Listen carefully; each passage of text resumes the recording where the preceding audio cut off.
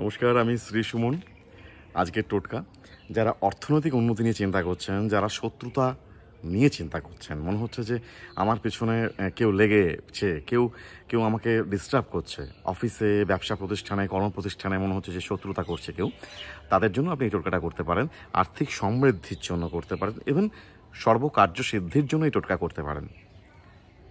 বাড়িতে ঘট ভর্তি চাল, মানে একটা মাটির পাত্রে চাল রাখুন এবং সেই চালের রাখার পর একটা 5 টাকার কয়েনে স্বস্তিক চিহ্ন সিঁদুর দিয়ে এঁকে সেই 5 টাকার কয়েনটা ঘটের ওপর রাখুন।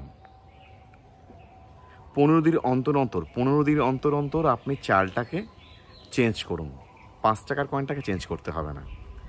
এইভাবে আপনি 3 মাস এই ক্রিয়াটা করে দেখুন। আপনার যে অর্থের প্রবলেম হচ্ছিল, শত্রু নিয়ে চিন্তা ছিল, ইভেন অনেক সমস্যা হচ্ছিল জীবনে আপনার, সেগুলো একদম হবেই না। Thank you.